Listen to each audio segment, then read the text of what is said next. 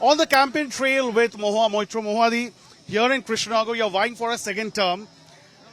And the ED and the CBI is looking for you. They're at your house in Krishnanagar, they're at your house in Kolkata. And now the ED has now, leveled money laundering charges against you. How are you going to take this fight? The fight here and the ED and the CBI? As you can see, I'm fighting this. This is the important fight. I represent my people. I've done that for 5 years, and I'm going to do it again. And I'm doing my job.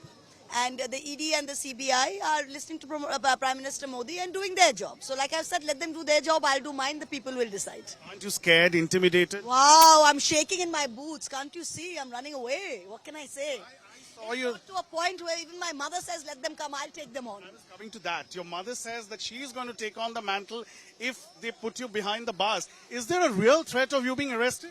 I have no idea. Like I said, to be expelled under this government was a badge of honor. And in future, whatever they do to me, if we are one of the few voices that are standing up in this time when democracy is in peril. So anything that I do is going to be, anything that I'm being put through is going to be, I think, a badge of honor. Because we're the few that have stood up against these fascist bigots. You know, a chief minister getting arrested right before the elections, yeah. Unbelievable too. And every 1,700 crores of income tax being put on the Congress party, all our leaders getting faced by the NIA. Today the ED is coming, tomorrow they'll put me a UAPA, they put PMLA tomorrow. Fear is real, you know. It's not fear, it's not fear. We are not fearing, it's the BJP who are scared of us. They have a majority of 303. They say, "Apke baar 400 par." So if they have got indeed so sure of winning 400 seats, why are you picking up 2 sitting chief ministers? Why are you sending, on the basis of some rubbish complaint, sending people to my house? We don't care. We are standing up. It's the BJP who are scared. You aren't bothered or disturbed? I'm least bothered. Do my people look like they're disturbed? I mean, this has come to a point, it has become ridiculous. Like I said, every time they come, my votes go up by 20,000. So Prime Minister comes, my vote share increases by 20,000. CBI comes, vote share increases by 20,000. Tomorrow ED will come, vote share will increase by 20,000. It has become fantastic. So, you know, this has become one of the high-profile seats now. The Prime Minister comes to Bengal, he chooses Krishnanagar to campaign. He loves me, he loves me. He loves me. I'm very thankful for the love and affection he bestows upon me. And he's only come once before MCC.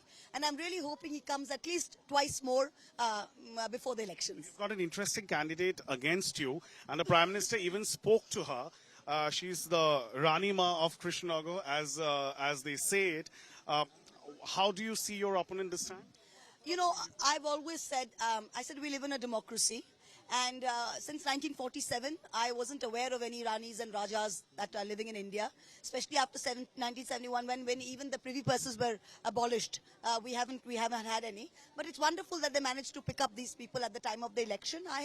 For me, there is no personal candidate against me. It is the BJP, and I'm fighting the BJP's fascist forces. Whoever the candidate is irrelevant to me. I am not saying one word for or against the candidate. That's the BJP's business. This is my seat. I'm going to win it. The Rani Ma, Amrita Roy, the BJP candidate, she has said that, her family fought with the Brits because they were trying to save Hindutva and the Hindus. I would historical controversy. Like I said, I feel sorry. I feel sorry because, sometimes when you have people who are not from the political field and they come in and they open their mouth only to put their foot in it. So this is something that the BJP's got to handle, and I wish them good luck. But try and convince the people of Bengal that Mir Jafar was the real hero. I wish her good luck with that. So you really feel that the BJP is still... A lot of people say that they're disconnected from the realities of Bengal. Is that what you're trying to say? Of course it is. I mean, when Mr. Modi comes here and they had this telephone conversation which was made public. Why you would make public a private conversation between 2 individuals is beyond me. But they made it public, and in that he says Samaj Sudhar ka kaj. Samaj Sudhar was done by Ram Mohan Roy, not Mr. Chandra Roy. So I think this is the problem with Mr. Modi, but he doesn't realize who he's talking to, and all of them from top to bottom suffer from the same disconnect. Women seem to be the flavor of the season this time also in West Bengal elections. The Prime Minister came 3 times. he harped on the same issue on women. And Sandesh... And he visited only women's constituencies, Aparupa Poddar, Kakoli Ghosh Dastidar and Mahua Moitra. That's right, that's right. And Sandesh Khali seems to be the main plank for the BJP. Now what happened and the kind of allegations that have been leveled by women in Sandesh Khali are very, very serious. Do you think that will have any bearing on how women vote in Bengal this time? Look, Calcutta is year on year one of the safest cities. Bengal is, I would say, one of the top 3 safest places in India for women. The number of people that have been benefited, the number of women that have been benefited by Mamata Banerjee's schemes, especially the Lakshmi Bhandar scheme, Lakshmi Bhandar, where everyone, irrespective of caste or creed or economic status, between the ages of 25 and 60, are getting 1,000 rupees a month, plus SC/ST families are getting 1,200 rupees a month. So this is a direct cash benefit, plus all school-going girl children get the Kanyashri. So all of these benefits, which are especially for women, Mamata Banerjee has really been the leader. Now, when I was in Parliament, they made a big hoo-ha about bringing in the women's reservation bill, or what I call the women's reservation delaying bill. And Mamata Banerjee had 37% women in Parliament without any bill. And the BJP's list has now come out, they can't even reach 14%.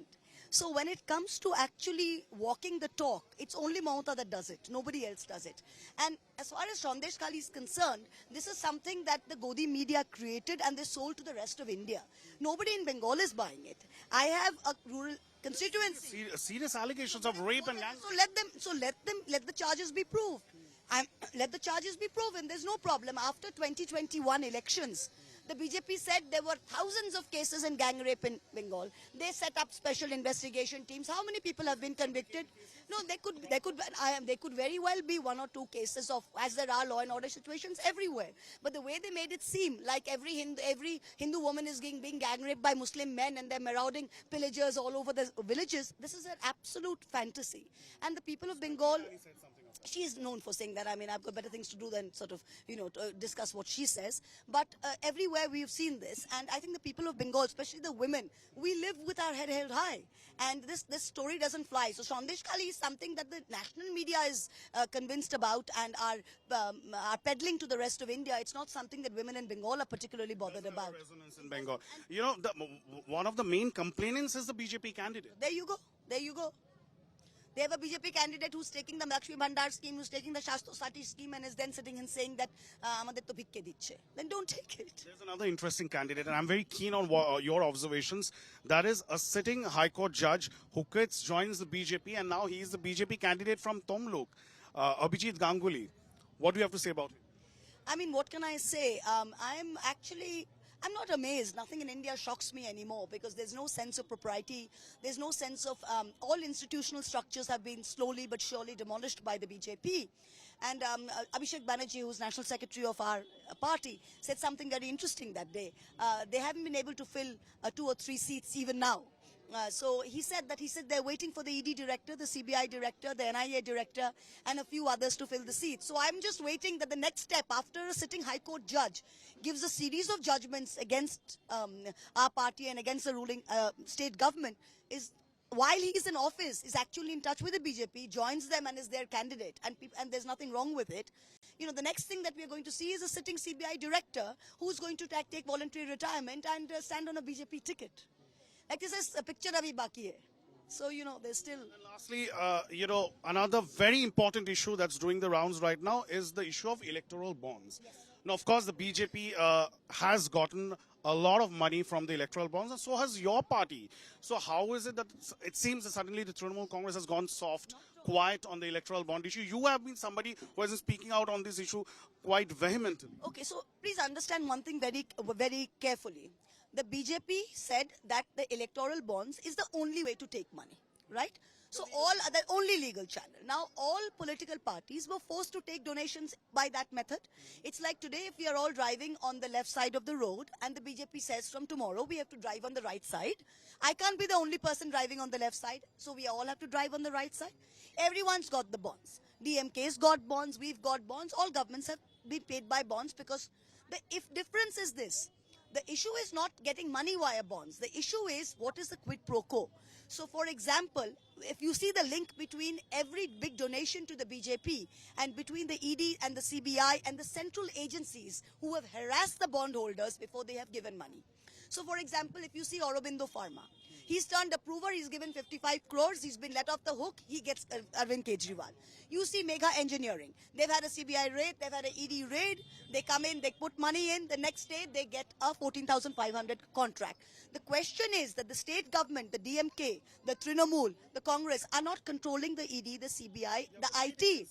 But the state agencies, where are there CID cases against Mega Engineering that we've got money?